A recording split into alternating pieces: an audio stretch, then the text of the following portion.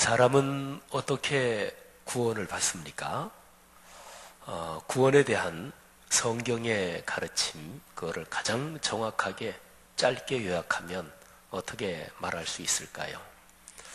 여기에 계신 여러분이나 저 모두 예수님을 믿고 구원받은 그리스도인이니까 질문을 좀 바꿔보면 여러분 어떻게 구원을 받으셨어요? 이 질문을 생각하면서 그 어린아이들이 부르는 찬송을 하나 떠올렸습니다. 가사가 이래요. 돈으로도 못 가요 하나님 나라, 맘 착해도 못 가요 하나님 나라, 거듭나면 가는 나라 하나님 나라, 믿음으로 가는 나라 하나님 나라. 가사가 아주 명확하지요.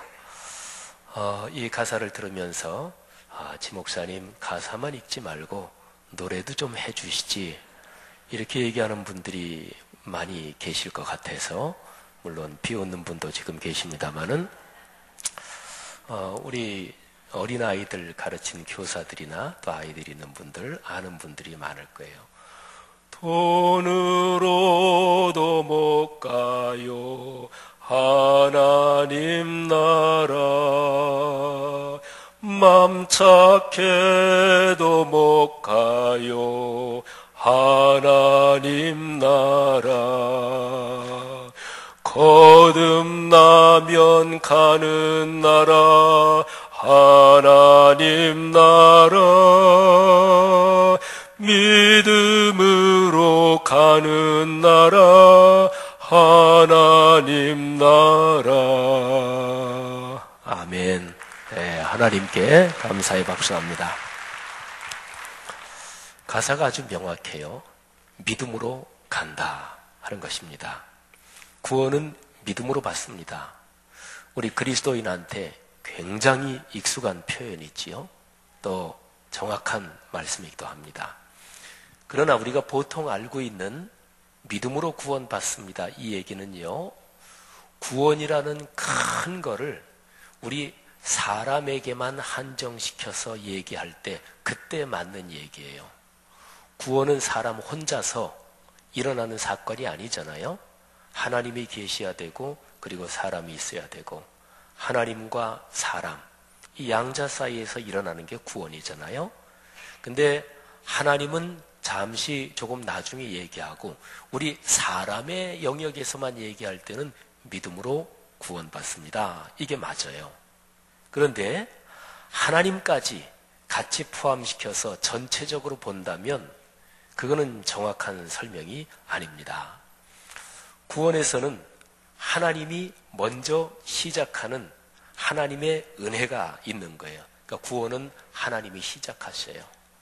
사람이 하나님을 찾아가는 게 아니고, 사람이 이런저런 여러 가지 업적이나 이런저런 활동을 통해서 하나님 가까이까지 다 가서, 그래서 하나님이 그때 만나주시는 게 아닙니다. 우리 사람은 죄악 때문에 하나님께로 가는 길을 잃어버렸어요. 그래서 우리가 죄에 빠져 있을 때 하나님이 먼저 찾아오셨어요. 그래서 구원은 하나님이 시작하시는 거예요. 그리고 거기에 사람이 반응하는 거지요.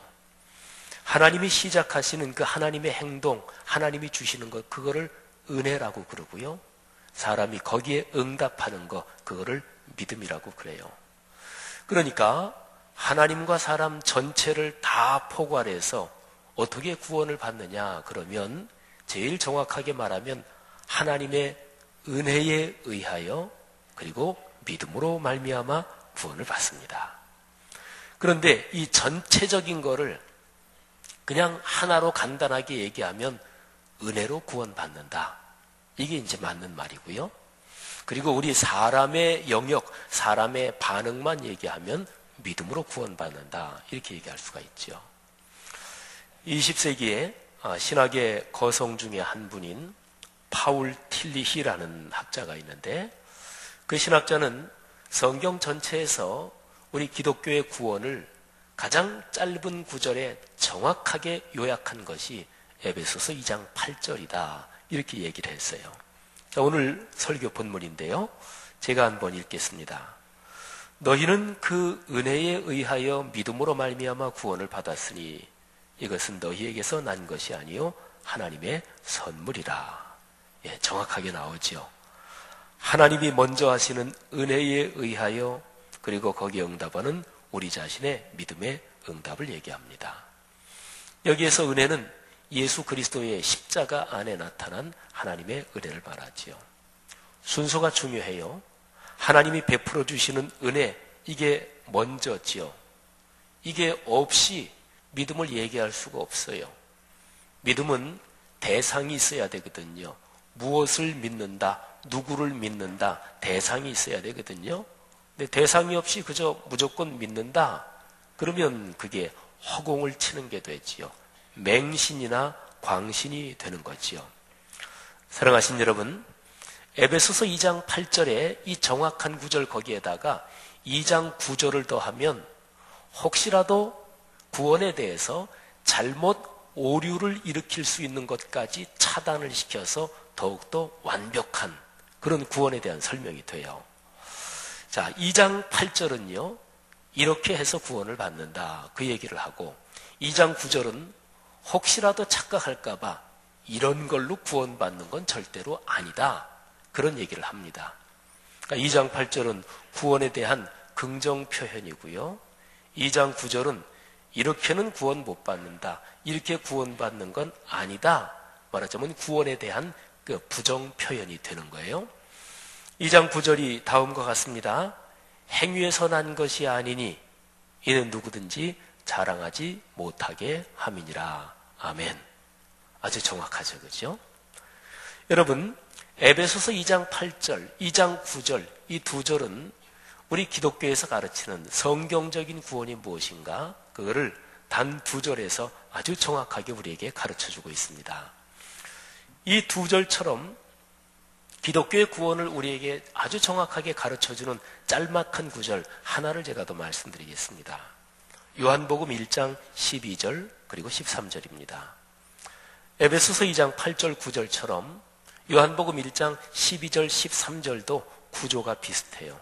12절은 이렇게 하면 구원을 받는다, 그리고 13절은 이렇게 하면 구원받는 게 아니다, 이런 얘기를 합니다.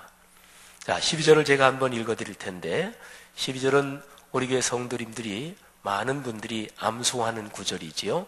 우리가 훈련받으면서 늘 거의 첫 번째로 암송하는 구절인데, 혹시나 기억이 나시는 분들 암송하시고, 아니신 분들은 설교문을 보면서, 성경을 보면서 같이 한번 읽어보겠습니다.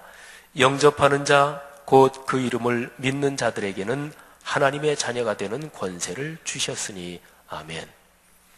예수 그리스도를 나의 주님으로 영접하고 예수님을 믿으면, 그러면 구원을 받습니다.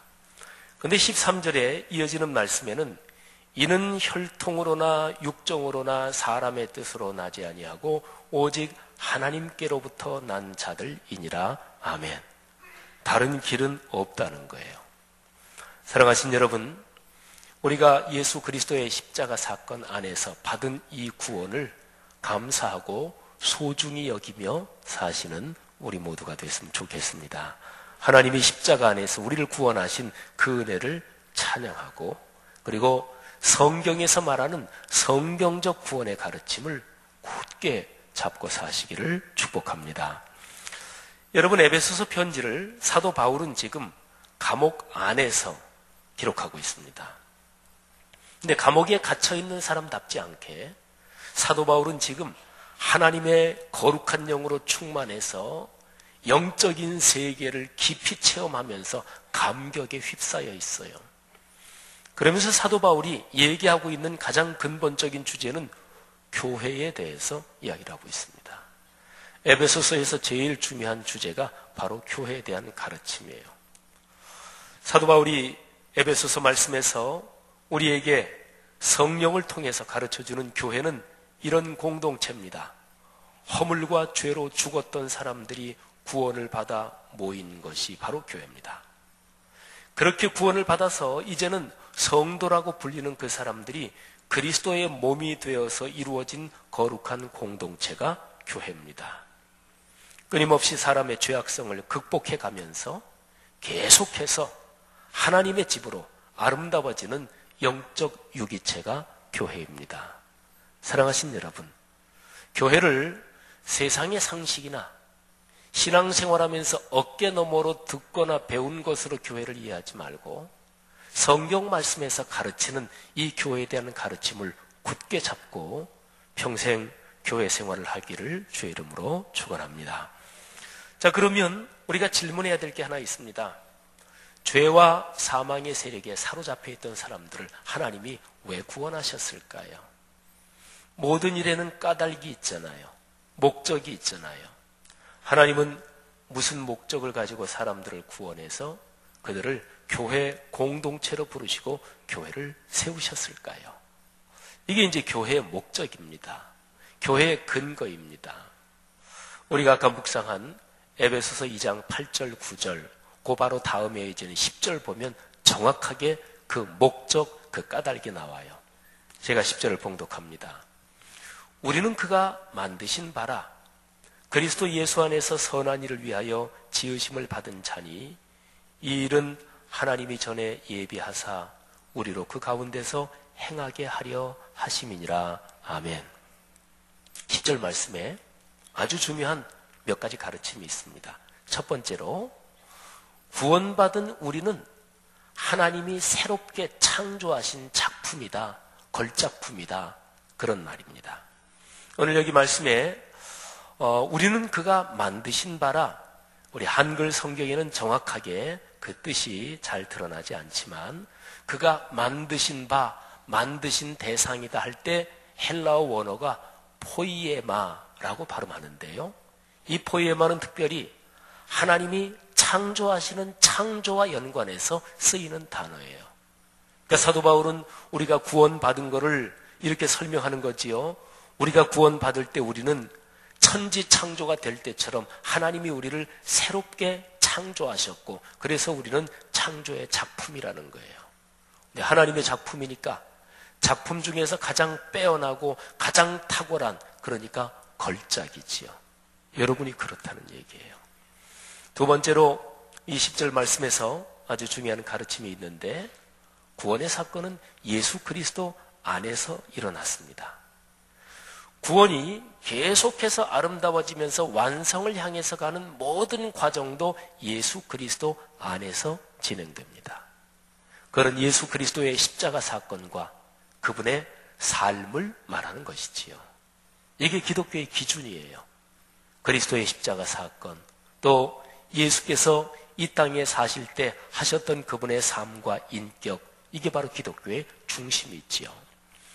세 번째로 아까 제가 질문드린 그 질문에 대한 구체적인 답인데 왜 하나님이 우리를 죄와 죽음에서 구원하셨는가? 왜 우리를 불러 모으셔서 교회를 세우셨는가? 여기 10절 말씀에 선한 일을 하게 하시려고. 여러분, 구원받은 성도가 선하게 살지 못한다? 그러면 그리스도인답지 못한 거예요. 착할 선자니까 한자어로 얘기하면 선하다, 순 우리말로 얘기하면 착하다, 이런 거예요. 착하다는 얘기는 우리가 보통 쓰는 우리의 언어 표현에서 조그만 어린아이하고 연관해서 많이 쓰지요. 근데 어쨌든 순 우리말로는 착하다, 그리고 한자어로는 선하다인데 여러분 한번 각자가 자신을 이렇게 생각을 해보세요. 다른 사람이 나를 어떻게 보나? 물론 내가 생각하는 다른 사람이 나를 이렇게 볼 거야, 그게 언제나 맞지는 않아요. 사람은 착각하면서 제멋에 겨워서 사는 경우도 많거든요. 근데 어쨌든 적어도 내가 생각할 때 다른 사람이 나를 어떻게 볼까? 오늘 이 말씀하고 연관해서 좀 더 구체적으로 질문하면 다른 사람이 나를 착하게 볼까? 어떠십니까? 다른 사람이 나를 아유 저분은 참 선한 분이야 이렇게 보나요? 아니면 아유 저 양반은 까탈스러워, 아유 잘못 건드리면 안 돼 이렇게 보나요? 사랑하신 여러분, 하나님께서 예수 그리스도의 십자가에서 우리를 천지 창조와 비견될 수 있게 새롭게 창조하신 것은 우리가 선한 일을 하게 하려고 우리를 그렇게 창조하신 거예요. 그런 축복이 있기를 바랍니다. 마지막 네 번째 10절에서 받는 귀한 가르침이 있습니다. 하나님은 이 위대한 일을 오래전부터 준비하시고 이루셨어요.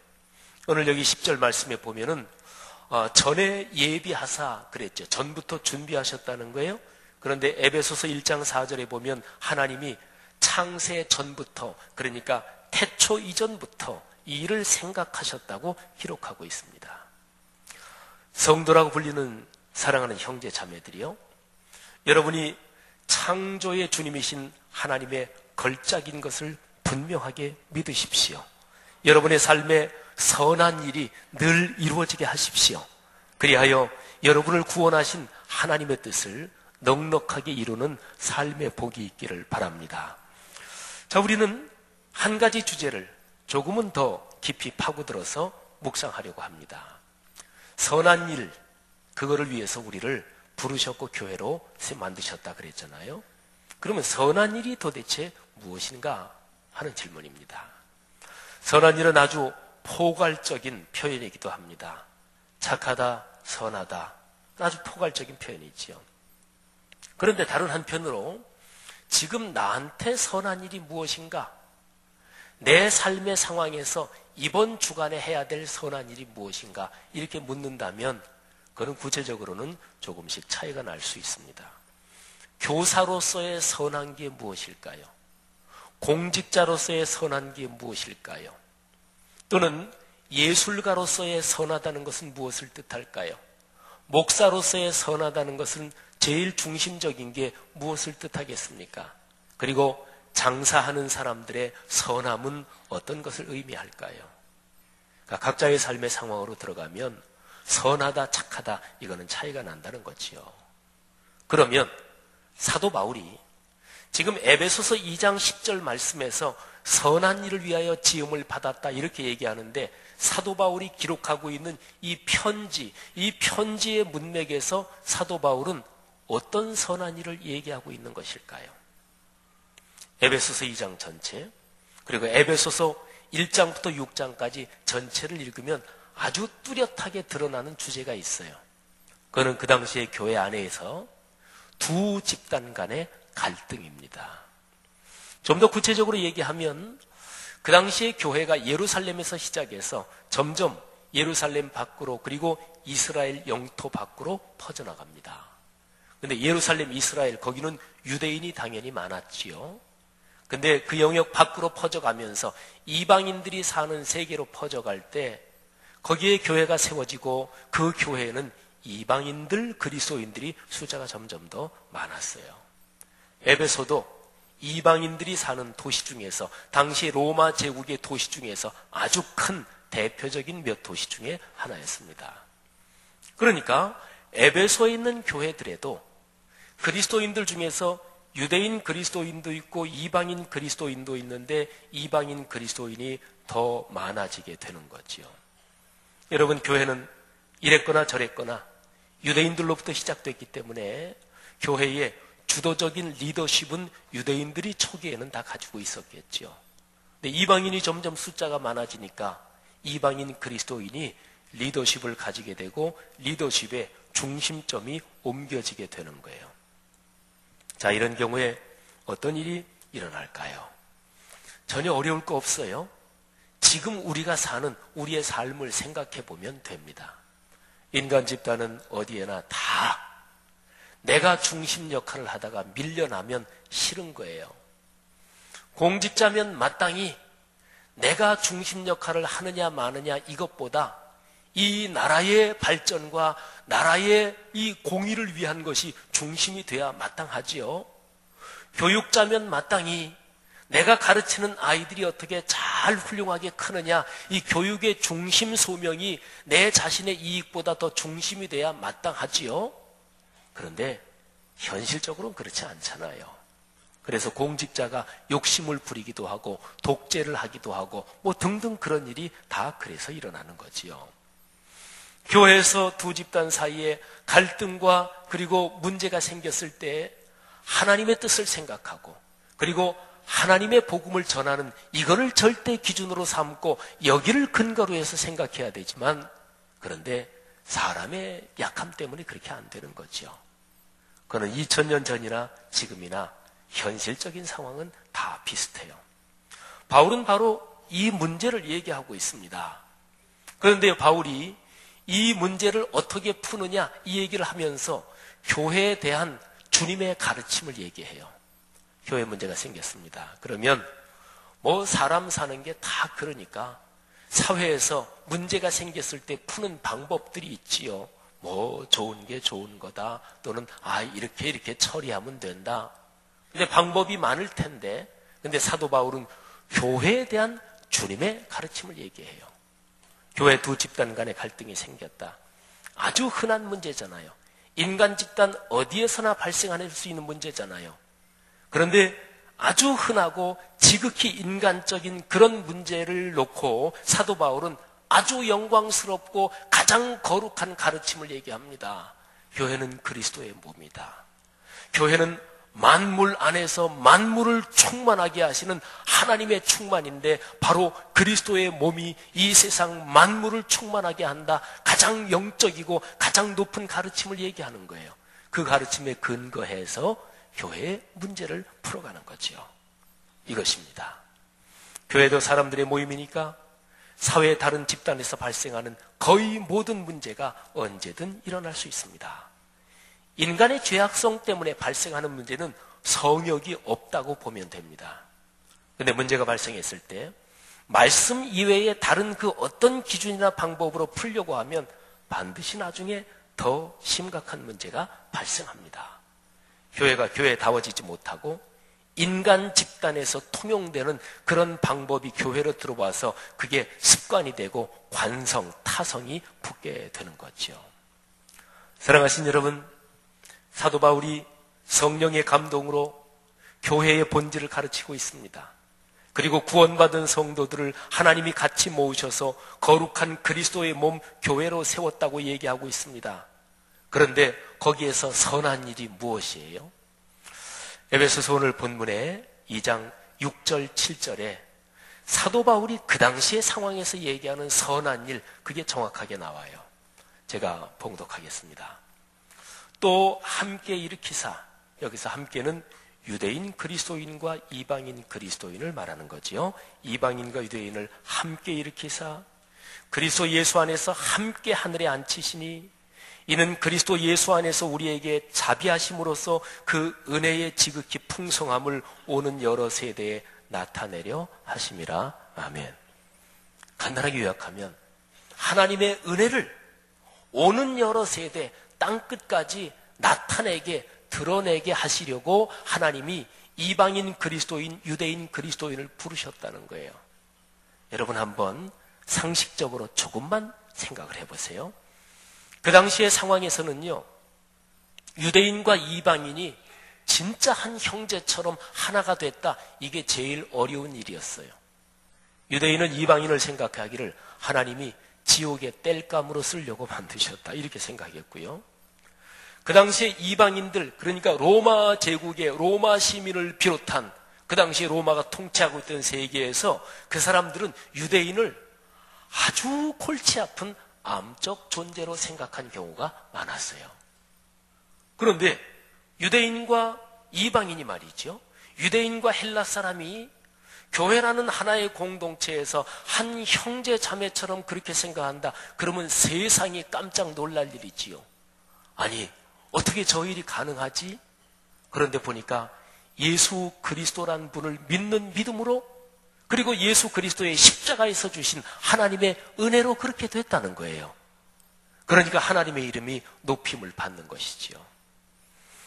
사랑하신 여러분, 여러분과 저는 모두 하나님의 자녀이며 형제 자매입니다. 오늘 우리 삶의 현장에서 선한 일은 무엇인가요? 에베소의 교회처럼 사람들 사이에 갈등이 있지는 않나요? 여러분의 가정과 교회 공동체와 또는 여러분이 생활하는 사회, 직업 현장에서요. 그리고 그 갈등을 말씀의 가르침으로 풀고 있나요? 아니면 임시 변통인 세속적인 방법으로 접근하고 있나요? 더 구체적으로 여러분과 제가 이번 주간에 이 말씀을 묵상하면서 순종하며 실천해야 될 선하고 착한 일은 무엇인가요? 그거는 제가 설교로 말씀드릴 수가 없어요. 직종이 다르고 살아가는 영역이 다르니까 그거는 여러분들이 이 말씀을 붙들고 묵상하셔야 될 여러분의 일입니다. 그거를 묵상하지 않으면 신앙생활 30년, 50년 평생 했어도 말씀이 삶으로 이어지지 않는 거예요. 교회 활동은 해요. 교회 익숙하긴 해요. 교회 제도는 알아요. 그런데 속사람이 변화되지 않는 거지요. 사랑하신 여러분, 우리가 걸어가는 가정과 교회와 사회에서 우리가 해야 될 선한 일을 말씀을 묵상하면서 찾으시기를 주님의 이름으로 권면합니다. 여러분, 우리는 누구나 다 나중에, 아니 잠시 잠깐 오면 하나님 앞에 설 것입니다. 그때 하나님이 우리에게 질문하실 거예요. 내가 네게 부탁하고 네게 당부한 선한 일 무엇을 했니? 내가 이 땅에서 선하고 착하게 살면서 내가 세상에 내린 그 은혜를 얼마나 전했느냐? 하나님이 그걸 물으실 것입니다. 그렇게 물으시는 주님 앞에서 기쁜 마음으로, 감사한 마음으로 대답할 말이 우리의 삶 가운데 있기를 주의 이름으로 축복합니다. 기도하겠습니다.